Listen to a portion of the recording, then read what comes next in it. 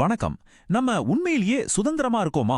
இல்ல நம்மளோட எண்ணங்கள், நம்பிக்கைகள், பயங்கள் எல்லாம் சேர்ந்து நம்மள ஒரு சிறைக்குள்ள வச்சிருக்கா? இன்னைக்கு கிருஷ்ணமூர்த்தியோட ஒரு புரட்சிகரமான படைப்பான அறிந்ததிலிருந்து விடுதலை என்கிற புத்தகத்தின் வழியா நாம இந்த அடிமைத்தனத்திலிருந்து விடுபட்டு உண்மையான விடுதலையை எப்படி அடையறதுன்னு பார்க்க போறோம். வாங்க, நம்மை நாமே கண்டறிய போற இந்த அற்புதமான பயணத்துல ஒன்னா சேர்ந்து பயணிப்போம். வாழ்க்கையோட அர்த்தம் என்ன? இந்த கேள்விய நம்ம வாழ்க்கையில ஒரு தடவையாவது நமக்கு நாமே கேட்டிருப்போம் இல்லையா? இவ்வளோ குழப்பம், கஷ்டம், போட்டிக்கு நடுல வாழ்றதுக்கு உண்மையான நோக்கம் என்னவா இருக்கும்? இந்த கேள்விதான் கிருஷ்ணமூர்த்தியோட தத்துவத்துக்கும் நாம இன்னைக்கு செய்ய போற இந்த ஆய்வுக்கும் ஒரு அடித்தளமா அமையுது. சரி, இந்த பதில்களை தேடி நாம எங்க போறோம்? பல வருஷமா நாம பின்பற்றிட்டு வர்ற வழிகள் கடைசியில ஏன் நம்மளை ஏமாற்றத்துல கொண்டு போய் விடுதுன்னு இப்ப கொஞ்சம் ஆழமா பார்க்கலாம். இந்த வார்த்தைகளை கொஞ்சம் கேளுங்க. நாம் இரண்டாம் தர மக்கள். இது கேட்கவே கொஞ்சம் அதிர்ச்சியா இருக்குல்ல? கிருஷ்ணமூர்த்தி என்ன சொல்ல வராருன்னா, நாம குருக்களையோ புனித நூல்களையோ இல்ல வெளியில இருக்கிற வேற யாரோ ஒருத்தரையோ கண்ண மூடிட்டு நம்பும்போது நாம அவங்களோட அனுபவங்களோட ஒரு நகலாதான் வாழ்றோம். சொந்தமா உண்மையை தேடாம மத்தவங்களோட சிந்தனைகளை கடன் வாங்கி வாழ்றோம். இதுதான் நம்மள இரண்டாம் தர மக்களா மாத்துது. இங்க பாருங்க, இந்த ஒப்பீடு ரொம்ப தெளிவா காட்டுது. நாம வழக்கமா பின்பற்ற பாதை வெளியிலிருந்து தேடி தேடி கொஞ்சம் கொஞ்சமா மெதுவா உள்ளுக்குள்ள போறது. ஆனா கிருஷ்ணமூர்த்தி சொல்றது அப்படி இல்ல. அது உள்ள இருந்து, சரியா சொல்லணும்னா நம்ம மையத்திலிருந்து ஒரு வெடிப்பு மாதிரி உடனடியா ஒரு முழுமையான மாற்றத்தை ஏற்படுத்துறது. அப்போ உண்மையான பாதை எங்க தான் இருக்கு? அது வெளியில இருந்து வர்றதில்ல, அது நமக்கு உள்ளேயே தான் இருக்கு. இந்த பகுதியோட முக்கியமான கருத்தே இதுதான். உங்களை நீங்களே முழுமையா, நேர்மையா, எந்த ஒரு முகமூடியும் இல்லாம தெரிஞ்சுக்கிறது தான் உண்மையான சுதந்திரத்துக்கான ஒரே வாசல். நம்ம பிறக்கும் போதே நம்மள சுத்தி ஒரு கண்ணுக்கு தெரியாத சிறை கட்டப்படுது. அதுக்கு பேர் தான் நிபந்தனை அல்லது கண்டிஷனிங். இங்க சொல்ற மாதிரி நம்ம மதம், சமூகம், குடும்பம், கல்வி இது எல்லாமே சேர்ந்து நீ இப்படித்தான் யோசிக்கணும், இதைத்தான் நம்பணும்னு நமக்கு சொல்லி கொடுத்துடுது. நம்ம சுயமா யோசிக்கிறோம் நினைக்கிறோம், ஆனா உண்மையில இந்த கட்டுப்பாடுகளுக்குள்ளதான் நாம சிறைப்பட்டிருக்கோம். நம்ம மனசை கட்டுப்படுத்துற சில முக்கியமான விஷயங்கள் இங்க இருக்கு. மதம், நாடு, குடும்பம், படிப்புன்னு இப்படி பல. ஒரு நிமிஷம் யோசிச்சு பாருங்க. இதுல ஒவ்வொன்னும் உங்க அடையாளத்தை, நீங்க ஒரு விஷயத்துக்கு எப்படி நடந்துக்கிறீங்க என்பதை எப்படி வடிவமைச்சிருக்குன்னு கொஞ்சம் யோசிச்சு பாருங்களேன்.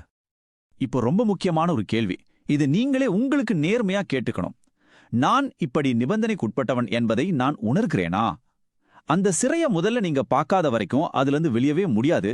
இந்த விழிப்புணர்வு தான் விடுதலையோட முதல் சாவி.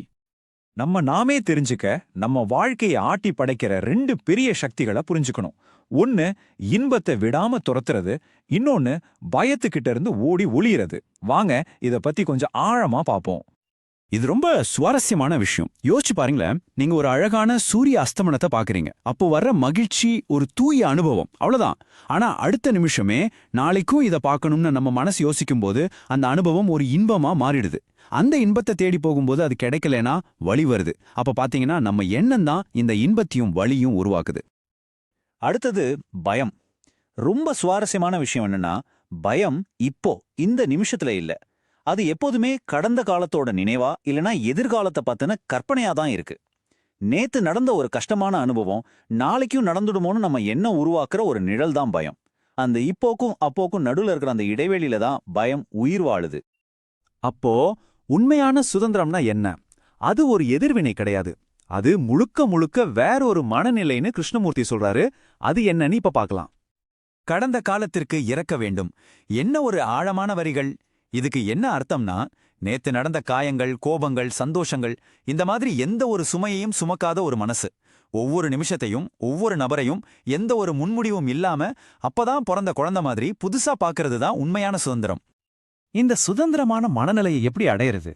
அதுக்கான கருவிதான் தேர்வற்ற கவனிப்பு.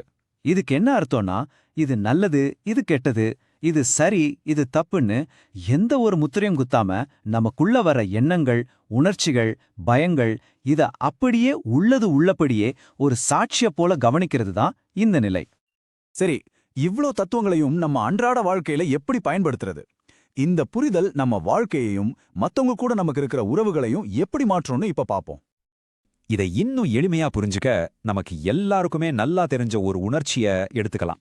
கோபம். அடுத்த தடவை உங்களுக்கு கோபம் வரும்போது என்ன செய்யலான்னு பாப்போம். ஓகே, அடுத்த தடவை உங்களுக்கு கோபம் வரும்போது அதை அடக்கவும் வேண்டாம், வெளிப்படுத்தவும் வேண்டாம். அதுக்கு பதிலா இந்த 3 படிகளை பின்பற்றி பாருங்க. 1.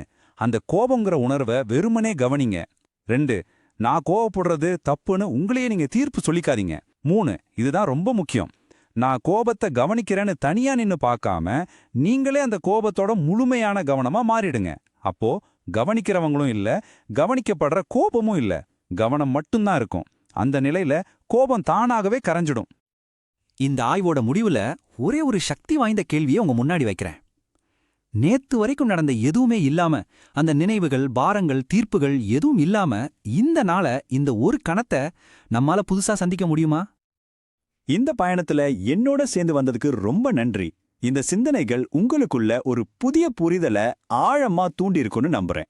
இந்த புரிதலையும் அன்பையும் நம்ம சுத்தி இருக்கிறவங்க கிட்ட பரப்புவதற்கு இந்த ஆய்வை உங்க நண்பர்கள், குடும்பத்தினர்கிட்ட பகிர்ந்துக்கோங்க. நன்றி.